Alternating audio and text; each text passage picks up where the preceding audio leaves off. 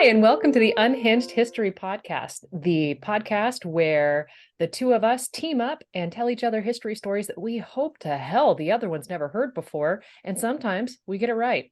I'm Theresa. I'm Angie. This week, I'm really hoping you haven't heard my story before. Wow, Yeah, that's all I'm power going to hitter. say. I know, I right out mean, the gate like that. this one, my story, I already know you haven't heard it. You haven't Oh, heard at all. Um, okay. Is this like the Great Cheese War of 53? Like, is there a cheese war of 53? Is there a I don't know. cheese There should war? be. There should be. Hold on, There's not. hold please. I'm gonna go Google the Great Cheese War. I'm gonna I leave the year guarantee you, if blank. it happened in 53, that's just my great timing right there. I mean, yeah, I have no idea. Me either. Can't confirm. Oh, I can't. I'm going to tell you something, but I can't show you because I have it. I don't have it here. Because I don't sit still well, and because I'm gearing up for knee surgery, and I went from running 7 miles every morning before I went to work or before I worked out, and then did karate in the evenings. The sitting still bit hasn't been working out well for me, and so I've started embroidering a pair of canvas shoes for kiddo. Um, I just am wondering, like, can I send you a pair of my shoes too? I mean, like, okay, I have at least a photo. Okay, so what I did, let me get in here and send it to you. I did at least, I asked her what her favorite Pokemon were because we're in the Pokemon phase of life. And she said that she likes Eevee and the evolutions of Eevee, and then Okay. the evolutions of Pikachu. And so I just sent you the photo. Um, I started doing So Eevee, cute. and I have Espeon on the other shoe, and then I'm going to do like basically I have stabbed myself countless times for her. And then I realized that the size I bought, because she's at the cusp of children's shoes and women's shoes, I bought thinking that I was getting the next size up. I bought the size she's currently in the women's equivalent. And so I am now hurrying as quickly as I can to finish these to get them to her. Yeah, I know the shoe size feeling. It's a real thing in our house. I bet two Yeah. growing boys. There was a time, and I just have to say I'm so thankful that we're out of this phase. There was a time where Ethan was getting new shoes every 2 weeks, either Oh, because he was running through them, like just destroying them, or because by the time he actually like got situated with the shoe, it was like comfortable, he broke it in, it'd be too small for him. I'm not kidding when I say like every 2 to 3 weeks. It was ah, insane. so piggybacking off of that, right? Because I went through a period where I was going through shoes so quickly, and I wasn't allowed to have name brand shoes because my family couldn't conceive spending 80 to 100 and some odd dollars. Yeah. Ethan And and you can commiserate. right. And so it's like I learned to buy the cheap shoe, and I learned to always make sure I had a thumb room to grow. So here I am in my late or mid 20s, wondering why my sneakers curl up like I'm an elf. Because you bought the shoe that's just a hair too big. Because here I am thinking, acting like I'm still going to grow into my feet, even though I stopped growing years ago. Yep. Yeah. Ethan once said to me, I think he was probably like 10, and he was like, Mom, why does Owen get the expensive shoes, but I have to pick shoes from like Payless or Walmart, whatever. And I was like, Bud, because I can't afford to drop $100 every 2 weeks. Yeah. Like, Yeah, I did, $100 for him will last like, a year and a half until they fall apart and it's time to upgrade anyhow. right, because first of all, Owen's feet they grow so slow, and he is meticulous about his shoes. So he never ran through the sole of a shoe before. Right. You know, like he never beat up on his shoes, and his feet grew so slow that it didn't matter. But Ethan's like, Mom, you buy him $80 shoes and he's 6. Why can't I have $80 shoes? Because I Because love I'm him gonna be more. here next week. He's my favorite. Like, But that and is this it. is why I can't have more than one child because I would say stuff like that and then go, "What do you mean the therapist told you to say that? What? I Yeah, love you see, guys equal. Where did this come from?" They're both so different that I can genuinely say they are my favorite people. They are so funny and so different that each one is a favorite in a different capacity, like a different region, I guess. I once met a professor who had like 6 kids, right? All boys. And he introduced one of them, and I knew he had like multiple children. He introduced one of them and he goes, "This is my favorite son." I was like, "You can't say that." And his son laughs and goes, "He says that to about every single one of his children." Whoever is standing closest to me is my favorite. Right. Yep. Yep. And Yeah. that cracked me up. And I was just like, well, okay, all right, all right. I'll stop panicking. Like I don't need to panic, but yes, you're okay. Yeah, like, you run your family, I guess. It works really well for us. Ethan's my favorite redhead. Like Mm. I win in like, oh, you're my favorite redhead. Oh, and you're my favorite 11-year-old. Like this is perfect. Checks out. Yeah, no, that's great. I want to hear your story. I went first Okay. last week. I want to hear your story first Let's see, this I week. never pay attention to who goes first. We should, but whatever. Before Um, we go though, can I tell you something really cool that I acquired yesterday? go on. So yesterday was our 16th wedding anniversary. Congrats, you haven't killed him Thank yet. you. No, I did tell him though that if he there's only one way out now and it's death, and so he better start figuring out how to plot a great fake death because I better get the insurance money. Mm. That Which he has to be was like, really good because it can't look like a suicide. right. I was like, you have to make it look like it was a you were diagnosed with a long illness that just ended very abruptly. Like that's how it has to look, bud. And he was like, right, How I'll get how on that. how? Like the long and the short of it. Your math ain't math then, Angie. You can't have I know that's not how it works. So good luck for you, Ian, trying to figure that one out. Because that's your only way out, bud. and But anyway, I tell Mike that death is his only way out. I don't give him the option of faking his death. I'm like, look, well, so initially I was like, hey, that's your only way out until I realized um the I guess the effort and the skill that would have to go into faking one's own death. Like I'd probably be impressed by that. Like, yeah, well done. Well but done. if it was well done, you wouldn't know. You would just assume that that was the reality. I guess I'll always be wondering then, won't I? Wow. Okay. Did he fake his death? Unclear. Little question mark right there forever. So anyway, All right. So anyhow, my story. whilst but I gotta tell you this cool thing that I found. Oh, sorry. Sorry, I'm sorry. Interrupt. This is yours. I think you'll know exactly what it is, and you'll think it's as cool as I think it is. So there's a bookshop downtown that's like it's like a bar and an ice cream shop, and then they sell antique books in the bookshop because Tuolumne County can't have anything without a bar. Okay, first off, I'm loving the entire premise of everything so far. Right? Okay, so I we now want a walked in there. cosmopolitan float. Yeah, I'm sure that's actually like a thing you could do there. Um, so we're like meandering through. It's been a while since we've been in, and we find this book that's like the tales of etiquette or whatever, like modern etiquette. It was written in the 50s, and I almost bought it because it was like 7,000 pages long, and I was like, how much etiquette do I not know? I feel like I'm missing some stuff. But anyway, Emily Post would just beat me to death with the book. I genuinely believe that the author of this book would have flunked me from her class, like right off Yeah. the get. But so Ian's like further down the aisle, and he's into more like classic literature at this point, and he's picked up like Robin Hood and some Mark Twain's and some great stuff. When all of a sudden he hands me this like very plain covered book. It's the Tales of Genji. I have that book.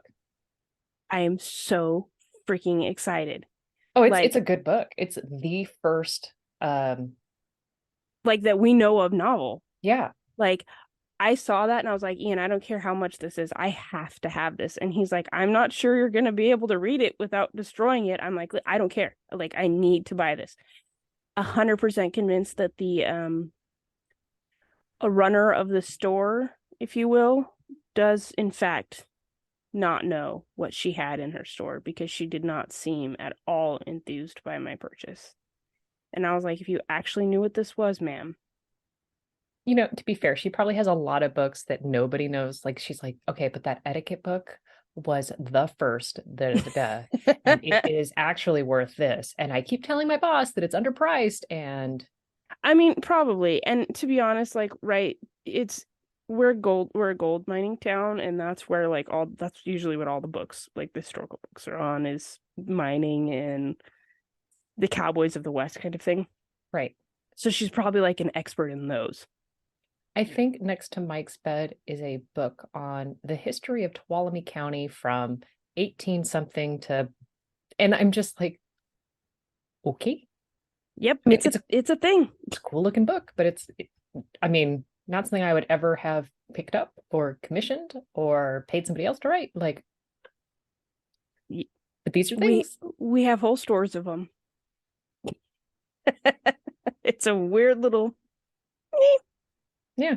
Anyway, I want to hear your story. Tell me, I'm so excited.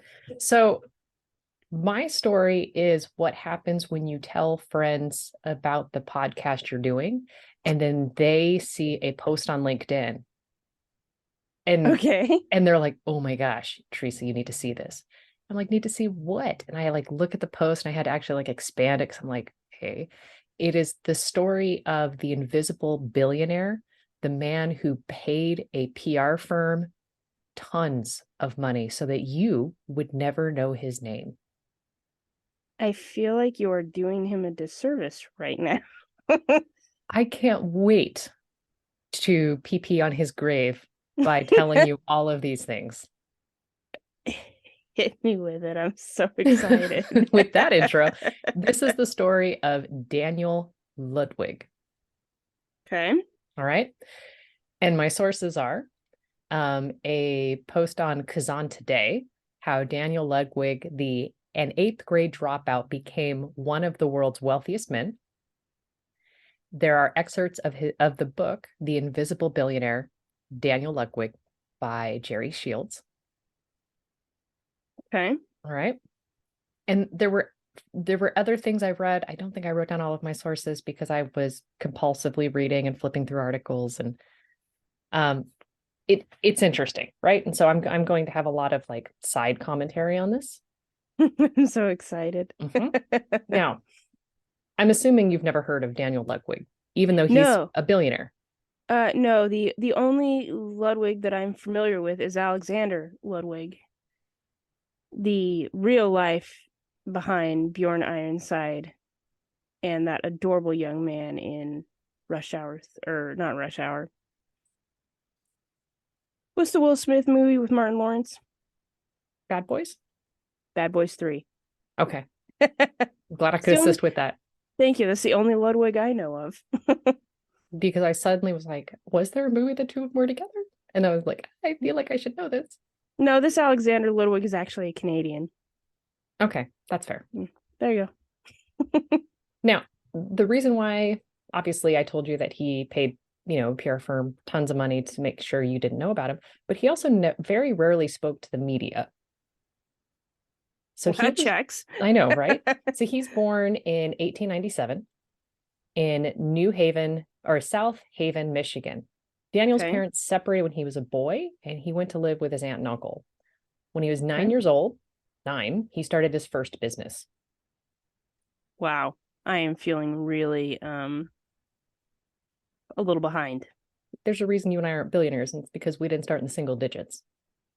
Clearly. Between that and our avocado toast, we're screwed. Yeah, we've been dealt a bad hand. Daniel saved his money and spent $75 salvaging a sunken boat. At 9? At 9. Literal hero. He saw a boat, fell in love with this thing, and began compulsively saving the money so that he could buy this boat that everyone thought was a lost cause. And he's like, no, I know what I'm doing. I know what I'm doing. So everyone's laughing at him. What? Is the boat full of cocaine? Because I'm asking for a reason. There's so much passion behind this. I need to stop I'm what just I'm doing and seek more understanding. I am asking because he's 9. He finds this boat. He's in love with it. And the very next thing I know is that he's a millionaire. So the obvious train of thought is something after he pulls out this boat and is like going Pablo to, Escobar and a yeah, boatload of cocaine hippos. yeah, that's exactly what I had like in my mind. Like 9-year-old him is cleaning his boat and he's so happy and he's gonna go take it on the lake and he realizes there's something in the boat. And the 9-year-old, your 9-year-old yeah. comes up to you and goes, okay, so we're gonna do this thing. Okay, I found this thing. Okay, so we're gonna buy this boat. Well, that's no, I didn't have that image. I had the image of him finding it after the fact and like Oh, taking it to his dad. Like, hey, what's this, dad? I found a bunch of these, very tightly wrapped is the Saran word I was wrapped. looking for. Saran wrapped bricks. They don't fit quite like Legos. What do I do with these, dad? Like, that's totally what I thought. Do I build a Anyways, house or an empire? Empire, go big, babe, go I big. know. Okay, so it didn't have cocaine. Oh, Um, okay. but Have gold. no, it was just a standard sunken boat, just your run of Okay, the mill, okay, all right, just a boat. dilapidated, barely floated kind of deal. The laughter stopped after this 9-year-old fixed up the boat and rented it out at a nice profit. That's even better than cocaine.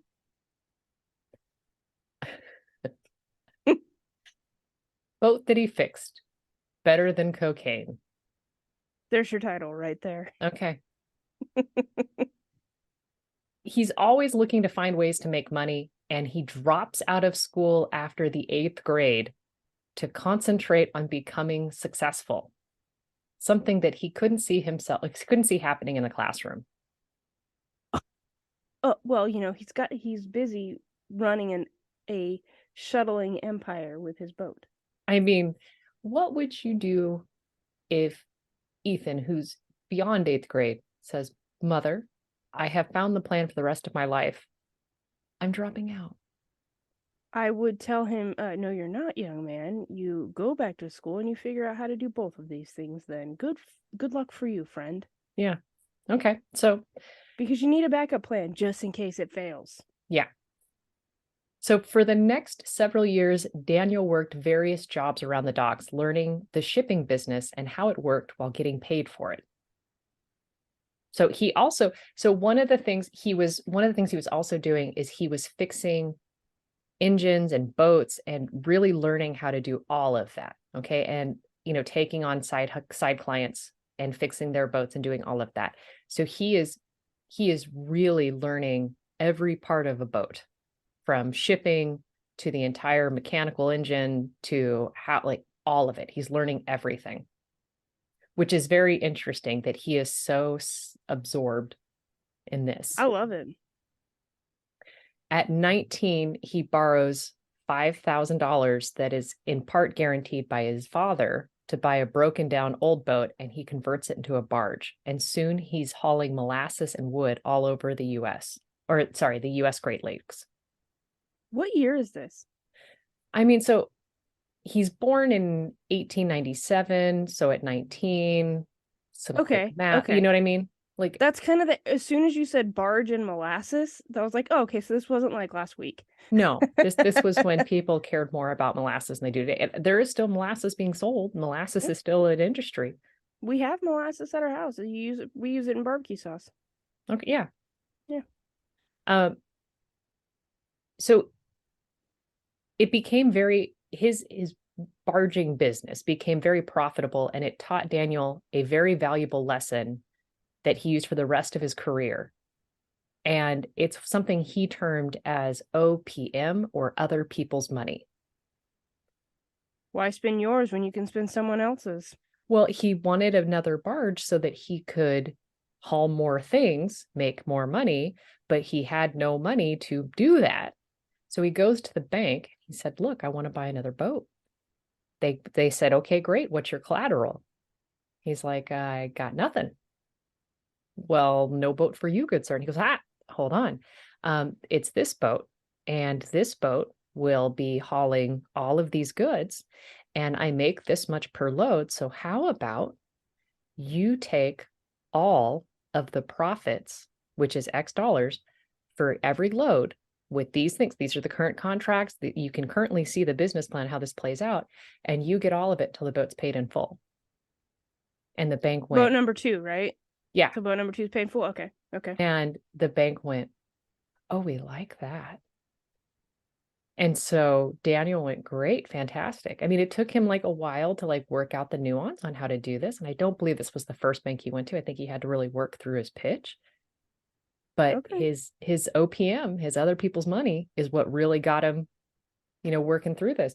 So soon Daniel ends up having a fleet of vessels that were purchased without money that he had to fork, and he's making money off of. And as soon as they are paid in full, now all of those profits go directly into his pockets.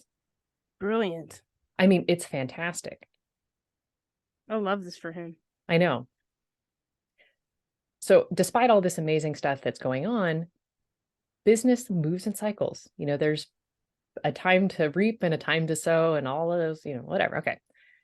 Eventually business is slow, and Daniel still has to pay the interest on all the funds that he's borrowed. Suddenly, this man, he's in his 20s, went from being a huge success to super close to going broke, and he's overwhelmed. Right. So he has to come up with something to pay his bills, and he's got to do it fast. And he did. He goes into the tanker business, and these tank ships carry huge quantities of liquid, typically oil or chemicals, that he borrowed and uses the funds to buy another tanker. And soon he's making money again. And with this leverage, he's acquiring a fleet of tankers. And once again, he's making big money. And he's still running the molasses as well? Is that like we're doing? I think he's shifting. I think he's shifting because he's realized that oil is more profitable than wood and molasses. Yeah, that checks. Okay. And every decision this man makes is on the bottom line. Yeah. Okay. That's how you become a billionaire. Yeah. So the real turning point for him comes in 1936 during the Great Depression. It's a disastrous time for most business people. While others cut back, Daniel's deciding to expand. He goes directly to the oil companies and he gives them attractive terms to charter new tankers for him. And then he took those commitments to one of the US's largest lenders, Chemical Bank, and used those commitments as collateral and borrowed money on a grand scale to build the ships. Okay. So he's using the same idea and just making it bigger, and making it bigger. I love this. I know. He's figured out a way to scale up in ways few others have. Using Chemical Bank's money and with the oil company customers' commitments, he had little risk and his firm grew and prospered. And by the end of World War II, Daniel owns the US's 5th biggest tanker fleet. Just one man. One man. Brilliant. He didn't, because the other 4 were like a conglomerate. Oh yeah. And Daniel didn't believe in having multiple people beside him. Like, he didn't want to take investor money because then he would be beholden unto others, and he didn't think they had the smarts that he needed. Well, I mean, he's probably not wrong. No, he's like, look, I know what I'm doing. I have figured this out. Me and my 8th grade education. Got it. Like, I know what I need to do. Kick rocks. But when the war ended, many business people feared that the U.S. economy would collapse back into a depression. Daniel thought otherwise. And he's right, because rather than a depression, the U.S. and global economies exploded in size, and he was there with his ships to accommodate that growth. Brilliant. I know. And then Daniel had another bold idea. To operate more efficiently and to capture more of the businesses, he decides to build some of the biggest tankers the world has ever seen. Okay. And we're still just working out of the Great Lakes area? No, this is now bigger and he's gotten so much bigger. He's got the 5th largest fleet. You know what I mean? Like, he is so bigger. And when he thinks about it, he thinks about how to do it efficiently. And so he expands to war-ravaged Japan, something that few other business people did because labor was plentiful and cheap, and they were just thankful to have the jobs. There you go. I mean, this is you look at everything, every, big corporation or every company that outsources. This is why. Absolutely. So Daniel built a new state-of-the-art shipyard and created what became as super tankers. Okay. And with those super tankers, Daniel redefined business and harnessed the enormous economic boom of the 1950s and 60s to become the world's wealthiest man. At his peak, he had 60 ships and employed more than 20,000 people. Cool. So this isn't, you know what I mean? And like one of the quotes from his book were saying things like, how come you never put like a grand piano on your ship? And he responds with, a grand piano can't hold oil. So why would I ever do that? Very practical. Extremely practical. Like everything about him boils down to what makes money. Like he stripped these tankers down to the point where they were like, the hull of the ship was thinner than industry standard because he recognized if he reduced all of that cost and all of that weight, he could add more oil, he could add more hauling capacity and make more Did that money. ever backfire on him with like accidents or anything like that? Not that I can tell. Okay. All right. He then invests in a variety of ventures from banking to hotels to mining to real estate with mixed results. So he diversified. And you diversify for reasons, and some investments are great, some investments are bad. That's why you don't put all your eggs in one basket.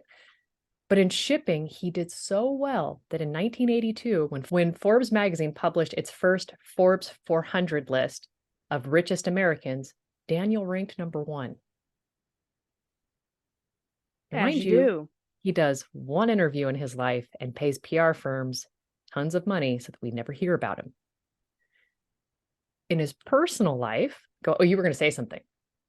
No, I love it. I love that he's like, so okay, bye. Yeah. In his personal life, Daniel married his first wife, Gladys, in 1928 when he was 31 and she was 24. They divorce in 37 when a daughter, Patricia, is born in 36. Okay. Now, let me just tell you, Daniel never recognizes Patricia as his daughter. Oh, that is unfortunate for Patricia. Especially since we've already said he is the world's richest man. And in one of the things I read, he was so convinced that Patricia was not his daughter that he saved a couple vials of his blood and said, in case this person ever comes back to claim that they are my heir, test it against this. Was you right? He was right. Oh, that sucks. Because as soon as he dies, she puts in a claim of inheritance. And lawyers are like, all right, let's test that paternity.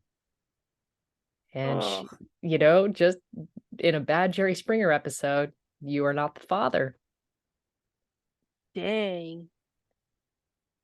That is okay. And she was born in the 30s. She was born in 36.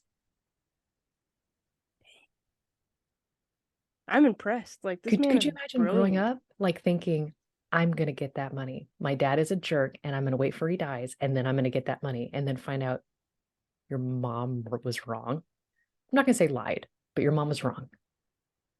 And he was right the whole time. He was right the whole time. You think, wow.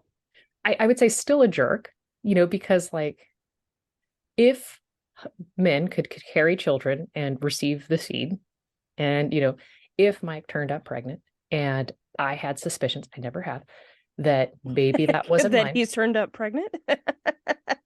No, I've never had suspicions that he's turned up pregnant. I've never had suspicions that he was unfaithful. So on both counts. Gotcha. Just checking. Yeah. I mean, it's good to check in because there have been plenty of times where he's gone, have you peed on a stick recently? Should you go pee on a stick? Mm-hmm. So I've never asked him to go pee on a stick. But even still, yeah, I would maybe out of a sense of obligation or possibility that that's my kid, acknowledge and take care of. I mean, because here's the thing, like once Daniel dies, he can't take it with him. So it's got to go somewhere. Maybe to the person whom you share, like to the progeny of the person you shared your first marriage with. Like, so yeah, okay, but Yeah. hold all of that, because they divorced in 37, and in 37, at 40, he married 40-year-old Ginger Higgins, a widow who already had 3 kids by a prior marriage. I knew it. Okay. So he Okay. already had stuff lined up, it seems like. You tip it well, and maybe I'm being mean, right? Maybe he was just like, look, I'm used to having the pot roast on the table at 6. I cannot be expected to run a house. I need someone. So it could be a very practical thing. I don't know.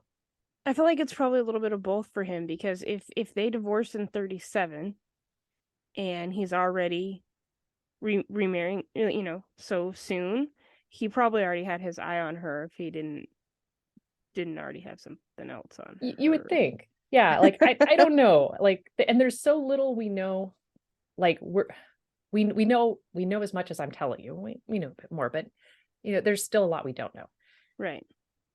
Now, him and Ginger remain married until Daniel dies in his New York City penthouse apartment at the age of 95 of heart failure in 92. That is So crazy. all of that money, in 71, he endowed the Ludwig Institute for Cancer Research in Switzerland and kept donating his money to it. Okay. Now, part of this could be that he was avoiding taxes and using these as huge write-offs. Like if his money's going to leave his hand either way, he might as well have control over where it goes. I mean, I don't disagree. Okay, so the Ludwig Cancer Institute today has 9 branches in North, South America, Europe, Australasia, and all of its affiliates. It has all of these in many nations, and has provided over $1 billion to cancer research and to other cancer-related projects. That's awesome. Which, honestly, that is really neat. And one of the things he said, because when he talked about if he thought other people could do what he did, he said that he called what his ability to be profitable was having these great antennae to really suss out good business opportunities. He says nearly everyone has these antennae. Most people just don't use them. He remarked in a long interview, the only interview he did, I spent my time putting projects together. In other words, he acts on his business ideas, whereas many people don't act on theirs. And that made the difference. Show off. I mean, Come on, man. But to the point where at age 9, he's like, I got an idea. I got a boat. Yeah, I'm gonna do this. I'm gonna mow lawns so that I can buy myself a boat, an old, dilapidated. It's crazy to think that, like, at the beginning of the story, 9-year-old cute little boy finds a boat and decides he needs to shuck it out of the mud, and at the end of the story, he's a billionaire with all of his money in a bank account in Switzerland. But the crazy part is he lived such a Spartan life. Like he lived in a New York penthouse apartment at the end, but he was living in a middle income neighborhood. And most of his neighbors thought, he's in finance somehow. But they didn't think he had as much money as they did. Like he didn't entertain lavishly. He drank in moderation, never smoked.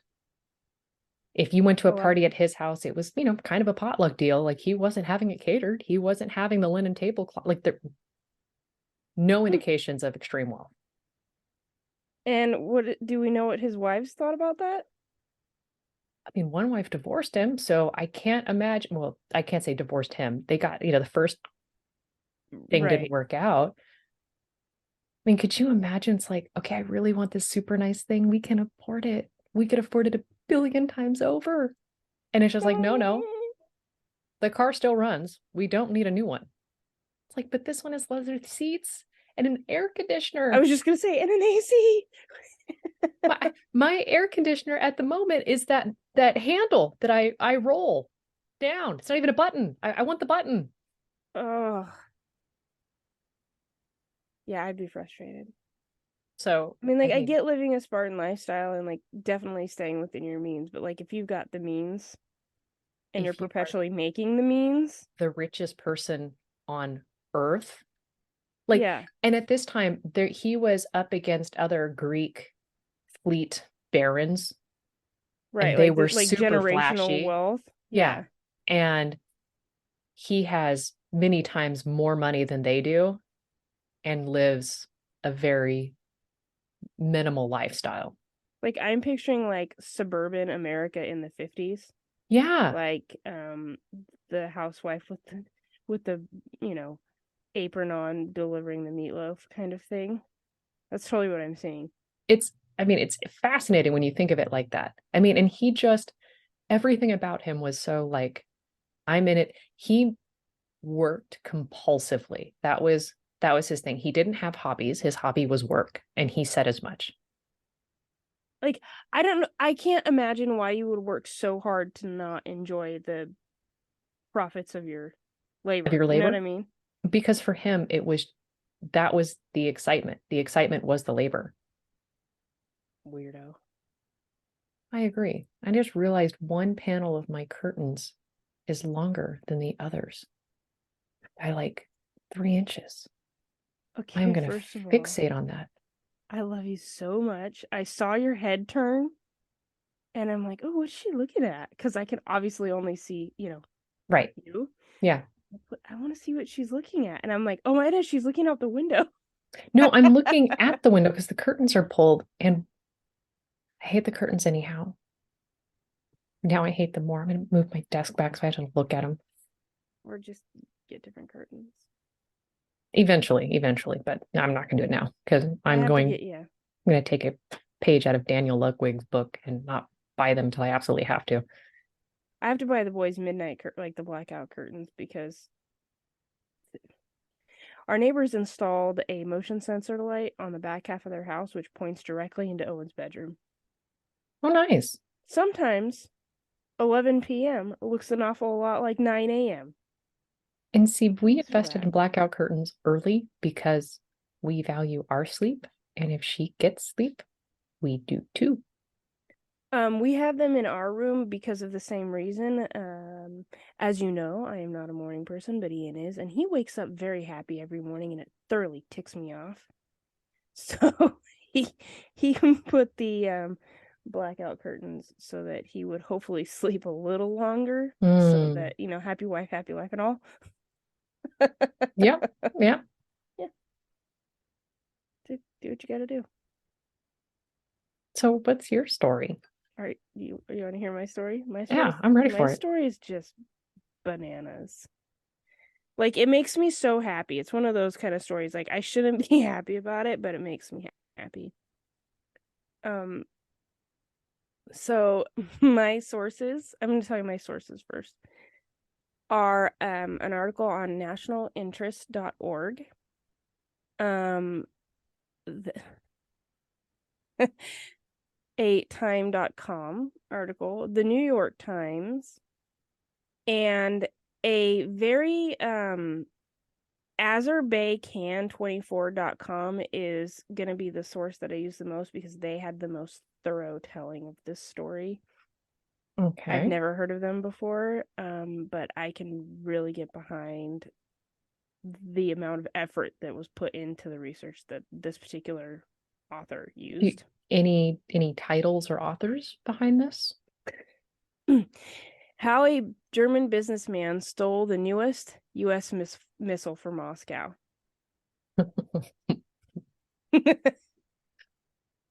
I'm hearing a lot of paperwork and a lot of butt puckering. I think you're right. So the players involved are one Josef Linowski, who is Polish and he is an engineer. Are you ready for these names? Every one of these names is 100% why I chose to do this story.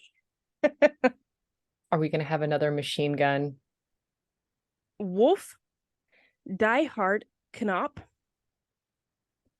a Luffwaffa Starfighter pilot, Hold, and please. I'm getting comfy. you got it. Settling into this. Settling in. You got it. Okay, so Wolf who? Wolf-Diethard Knoppe. I think I'm saying that right, or no, maybe it's Nope. I probably Nope, because I'm assuming I'm it's thinking it's Knopp. Yep, PPE. Yeah, so I think it's Nope. He's a Luftwaffe Starfighter pilot, and Manfred Ramminger, the ringleader. He was born December 15th of 1930. He is described as a German architect, playboy, race car enthusiast, horse lover, turned KGB agent. With all of those things, of course he is a playboy. Like, you don't even need Yeah, to I guess lead with I that. didn't need to say that, did I? It's implied. Like, as soon as you start checking all those boxes, it's like, let me guess, he loves the ladies. Yeah, and you know what's funny is I was going to say later in the story that like every single descriptor of him plays a part in this story except for the whole playboy part, which I thought was like, okay. Well, look, James Bond is an incredible spy with awesome gadgets and a swagger. So of course he is going to be scooping up the ladies in the private life. And the public, I get, you know? So I'm just assuming that we need to know that as color. So as we're going through all this, we need to know that after he clocks out, that's when he's. That's probably what he's up to. Yeah. Yeah. Okay, so I'm going to give you the short version of the backstory because it's very country convoluted, but long story Very short, what convoluted? country convoluted. Country Like, convoluted. Is that you an know actual how term, or is this it is? something? I just said it. It is now. I just made it All up. right. Okay. So Um, it's entered the lexicon as of this moment. in fact, yes. You know how like they describe like when people describe World War One and Two as like a bar fight, and then of like my little brother and your little brother and everybody's cousin is a different country. Okay. It's like that. Like it's just all convoluted. But the long and short of it is that in 1958, the Americans introduced the AIM-9 sidewinder air-to-air infrared missile. Okay. Okay. So it's like the newest, best, like top of the line. Everybody wants one. They're waiting in line like you wait for your new Apple phone. Like they're trying to get their hands on it.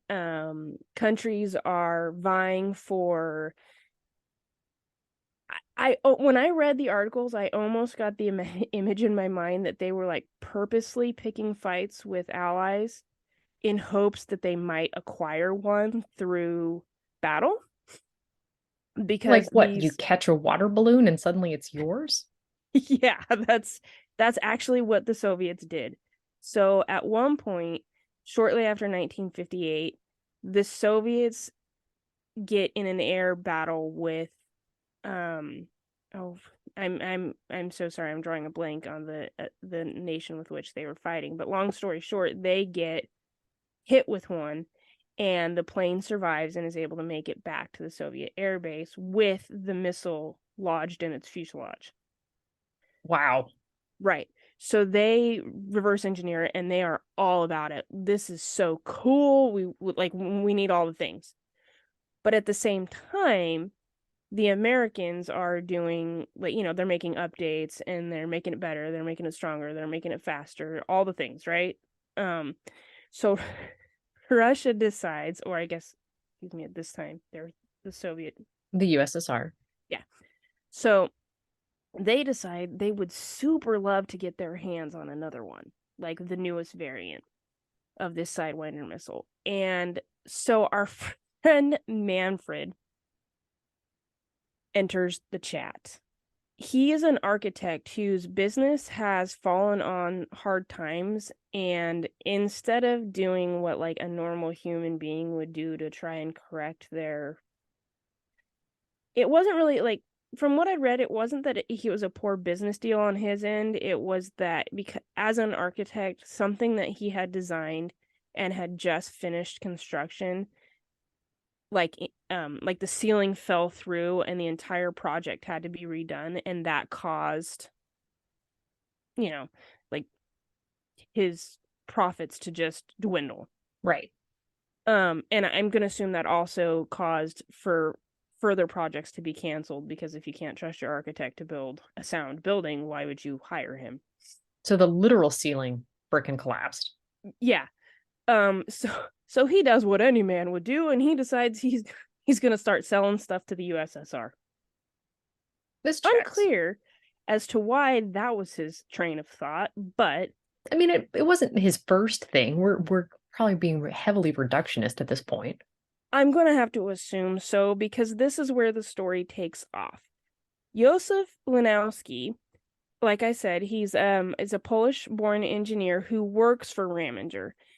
He shows up at the Soviet embassy in Rome in 1966 to say that his firm, i.e., Ramminger's architectural firm, can get anything for the Soviets which they could not legally buy. I'm suddenly reminded of the Pepsi Points deal where the guy wanted the Harrier jet. Yep, I love that story so much. It's one of my favorites. Um, I mean, probably not too far from that. So the Soviets like this idea and they want to meet him. They want to meet Ramminger himself. So they invite him to Moscow under the pretense of a horse exhibition. He says he can deliver, quote, missile equipment. But the Soviets have no clue what that actually means till Manfred gets back home in the West because, mind you, the Berlin Wall is still Right. in play here. He gets back to the West and he sends a message saying that he'll send over the newest variant of the sidewinder. So they let him go without hammering out specific contractual details. That's what he says. So this is imprecise treaty language, is what I'm hearing. I don't think you're wrong. The Soviets love this idea. Of course, they want the new sidewinder. So they invite him back for some consulting. My assumption is at this point they're inviting him back to plan how you're going to acquire a new missile for us. Right. However, he politely declines, and he shows up to the USSR a little while later after he has already acquired the missile.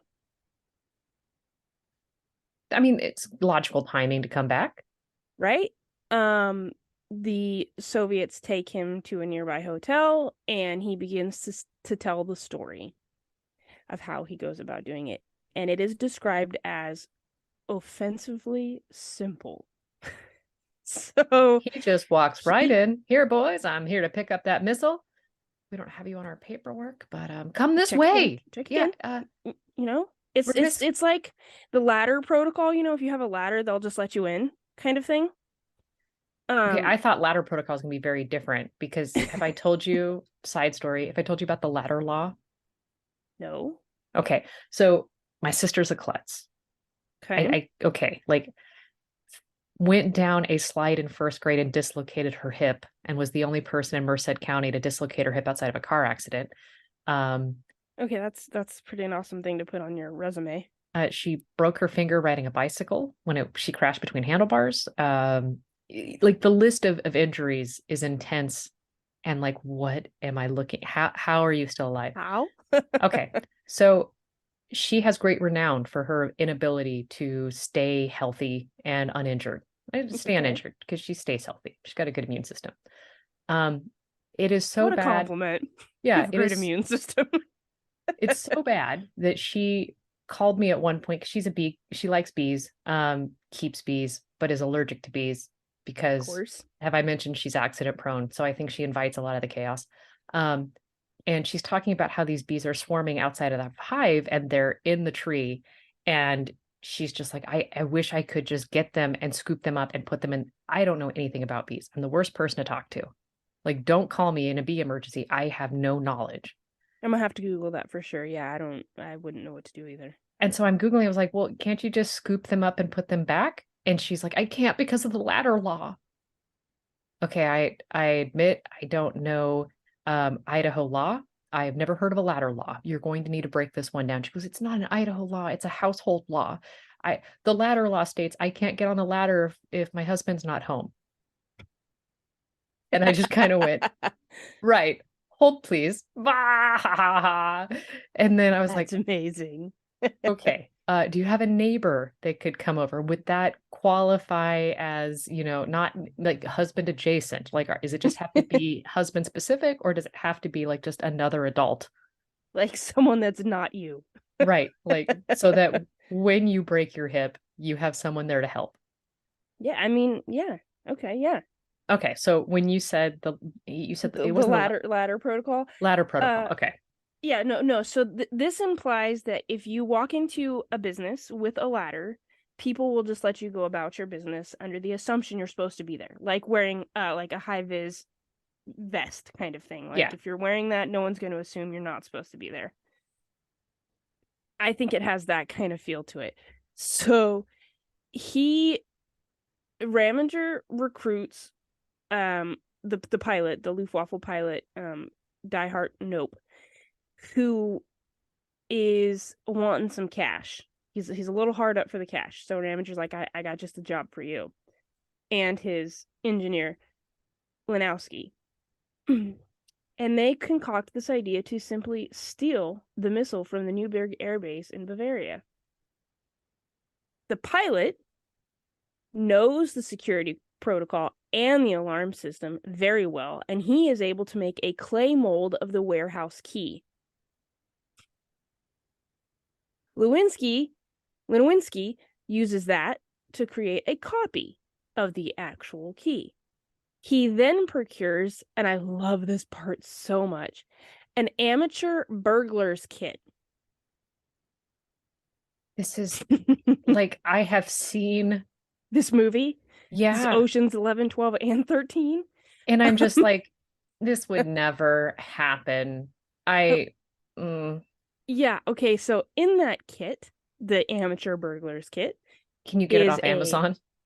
probably, I'm sure you can, or the dark web version of Amazon. It includes a picklock, wire cutters, and pliers. While he's procuring these items, Ramminger rents out a hydraulic lift and a hand truck, like a hand trolley. And they decide they're going to do this in the middle of autumn because autumn weather in Bavaria can be pretty sketchy. So they take advantage of the cover of fog on October 23rd. He uses the lift, Winsky, and Knoppe, and the trolley over a wall of barbed wire. Then they cut a hole in the chain link fence. Knoppe Can't you disables just the cut a alarm. hole through the fence and go in like that? Why do you need to go? Oh, because I'm assuming first level of I'm security is the brick wall, and then you have the chain link on the inside. well, you have the barbed wire fence, and then my assumption is like so many feet later, then you have just a classic chain link fence. Like if my understanding of air bases is anything, I think that's how it works. I mean, I don't know because I wouldn't say snuck, but I have gotten the Red Bull Racer onto the Lemoore Naval Base Okay, so into the airplane hangars. I would say that you have a keener understanding of a naval air base than I do, because my only understanding is from attending air shows as a child. But I do remember barbed wire and chain link fences. Yeah, I mean that Those are checks. things, Yeah. right? Okay. So Knoppe disables the alarm.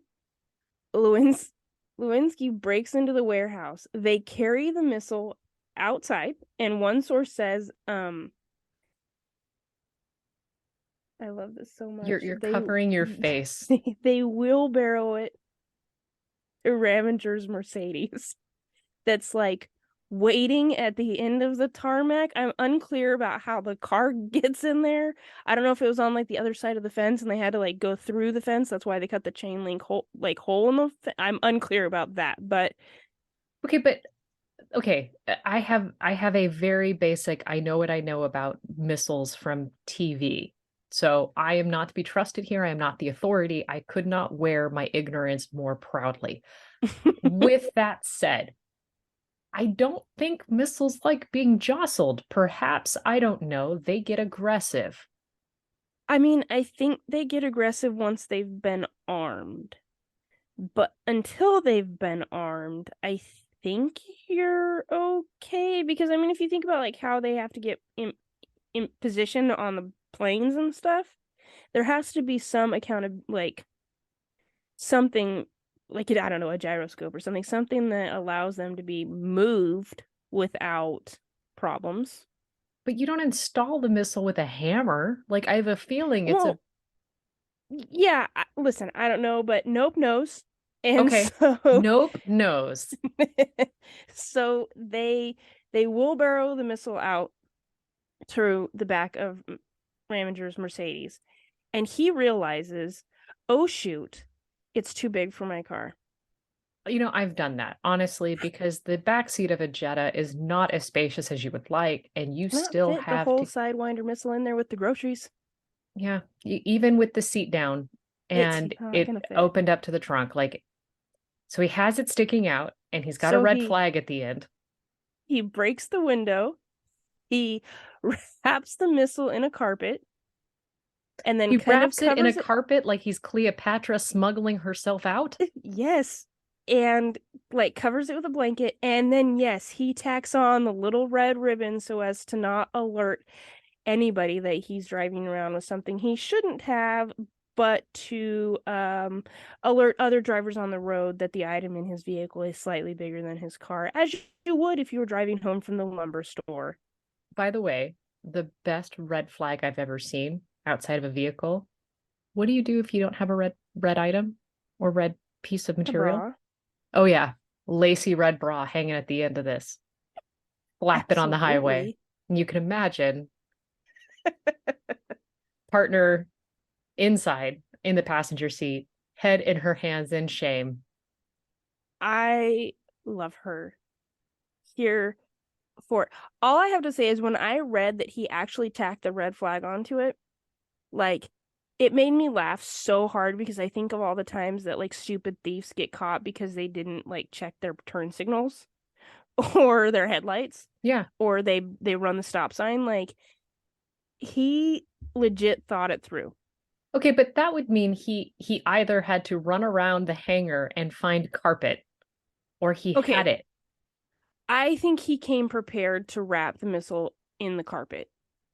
Probably not prepared to break his own window, but I don't think he came prepared to break his own window, but I think that he intended to make it look like he was just bringing a carpet home from the store. could you imagine the guys watching the Mercedes drive out and they're thinking, we didn't know there was a carpet in that bay. Is that where we keep the missiles? Ah, it's fine. That's fine. It checks out. Um, he he takes the missile home. This is my favorite part of the whole story. He takes the missile home. He dismantles it. He keeps the fuse for himself to deliver in hand to the Soviets, Right. and he ships it via airmail like you would your mother's birthday present Now, to the USSR. every time I put stuff in the post office, they're like, can you confirm that this is not any of the following? I Yeah, he haven't went through the noticed. same protocol. Missile Um, parts is never on the list, but I'm assuming it's encompassed in one of the other categories. he claimed they were car parts. Do you want to know how much it cost them to ship a missile What year? from West Germany to the USSR, 1968? 68. I'm going to say the entire thing, $25. $79 and some change. Do you want to know what it is in today's money? I'm going to say 350. $682. Okay, so I'm Which off. is still That's quite a so cheap, savings. right? So I mean, he could have put it in a kennel and had it shipped and said, this is my puppy. Be kind to it. it's a large dog. It's a large breed. It's a large breed dog. It's going to sleep well It's throughout this entire aggressive. thing. You won't We see it. tranked it. You're fine. Just leave the sheet over the box. As mail service operates today, it's so operated in the past. The package gets lost. So he shipped it all in one package. He didn't do multiple. Nope. They lose the package. It takes a 10-day reroute to get where it's going after he throws a fit at the local post office and like demands to speak to the manager, all that jazz. They find his package and it then makes it to its destination. Could you imagine if you were the porch thief, the porch pirate, and you come home and you go, "Oh, Margaret, This how is do not, it's not Amazon. I need to bring this back?" I'm assuming the person who is receiving this is They know. yeah, they're a bit more I got to get this back. Put dinner on hold. Yeah. Yeah. Um, so he shows up at the USSR with the fuse. They're delighted. They, reward him handsomely for his work. He later goes on to steal radio equipment from them, doing exactly pretty much the same way. He walks in and takes it and ships it to him. He's a pilot, so Eventually, I'm assuming he well, has he's that not the swagger. pilot. He's an architect, Oh, but he's okay. definitely got swagger. Definitely got swagger. Um, Wait, but wasn't the Luftwaffe pilot the one who just walked in and stole it? the Luftwaffe pilot was the one who gave them the information on how to get there, and Oh, was directly like him and the engineer went in while I'm assuming Ramminger waited at the car to cover the missile and then dismantle it at home. okay. They all got paid for it. Which I don't even know why that's worth mentioning, but I mean, they of all course got they paid did. for They it. they either got paid for it or they were shot. Like, Well, yeah. Okay, so oh, did I? Is that a we'll get there foreshadow? a little bit. Um, like I said, he later goes on to steal radio equipment for them, but he is eventually caught by Eastern German counterintelligence. This checks. Does it not?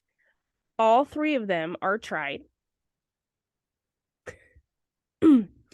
It said that it was really their own fault they got caught. Knoppe, the pilot, was too free with his money, while Linowski went as far as to tell people in bars how badass he was. They all basically received like slap on the hand sentences. Ramminger and Linowski got 4 years, and Knoppe got away with 3 years and 3 months. After he was released from prison, Ramminger tried to resume ties with Moscow and the USSR, but no one's really interested in using a agent that's been ousted and served a few years in prison at this Right. point, right? So, his cover's been blown. A little while later, he gets shot in a parking lot in Antwerp by unknowns. No one's entirely sure what happened. It could have been revenge from the German security services, or more likely, he got involved with the mafia. And that's how he met his end on, I'll get you the date. He met his end in November of 1997. Fairly recently, I mean, all things considered. Yeah, there's pictures of him and his race cars and his horses and the missile. He took photos of himself and that was dumb. I don't think he took photos of himself and the missile. What I mean to say is that like you can go and like look at all the stuff of Okay, about to say like the exploits. Yeah. you might as But well do it, hold a newspaper with the current date in the hangar. yep. The whole story reminded me, I don't know if you know this, but I love Iron Man. Yeah, I thought I know. I figured so. I love the whole scene where he is leaving Stark Industries in his convertible with the blueprints like sticking out. He's got the top down and it's sticking out the back like 20 feet. Mm, It's not that far, but you know what I mean? right. That is totally the image I have in my mind, that this man had so much swag in him that he just drove his Mercedes down the street with a missile in the back seat, like, meh, just going out for coffee. Okay, so ready for a random funny story about when I first damaged my knee? It Yes. relates. It relates, which is so brace for relevance. Um, so when I first destroyed my knee, literally 21 years ago, I was put in a brace called a knee immobilizer. It went from mid thigh to calf A knee immobilizer? immobilizer, and it was Okay. designed for me not to have the capacity to bend my knee. Okay. And so, solid pieces on either side of the leg, lots of Velcro going all the way around, and it kept my knee basically straight. Okay. And so I have crutches as well. Um, Mike comes over and he was going to take me to run errands and do some fun stuff before I moved away to college. And he shows up in his 82 Corvette that he has just rebuilt. I love this. And so this two-seater had very little room, right? Like it's not designed to hold a lot of things. It is And not a minivan. yeah, there's not a ton of space. Like it's comfy, but there's not a ton of space. And so it took quite a bit of finagling to get both crutches in there. And then when we got the crutches in, it was difficult. There was no space for me with the knee immobilizer. So the only way I could go with him so he could take me on these things was for me to stick my leg out the passenger window. So much swag. I love it. And he giggled the whole time and said, just be thankful this is the summer because this would be miserable in the rain. Now, you guys weren't dating at this point yet, were you? No, we didn't date until like a decade later. Oh my gosh, I love that. Yeah. That is so cute. Your meet cute is like possibly the best meet cute ever, but then followed up by that is even Yeah. better. No, I mean, it's just the beginnings of our relationship were founded in violence because I injured my leg kicking someone in the head. Well, Well, I didn't injure him kicking in the head. I injured landing after the kick. he had it Kick coming. itself was great. Well, he told me I couldn't jump that high. You gotta prove him wrong. Do you know that story on how I injured Yeah, it? I Okay, do. good. I'm delighted in that story. I mean, I'm sad that you're injured, and I'm sad that here we are 21 years later and we're still dealing with the ramifications of your actions, but I'm almost love the done story. dealing with the ramifications. Like I am love it. light at the end of the tunnel. It finally gave out. I'm finally getting surgery. Although in the words of my mother-in-law, she's like listened to things I've coped with in the last 2 decades, and she's gone, you didn't think that having to put your knee back into place several times a year justified getting this fixed sooner?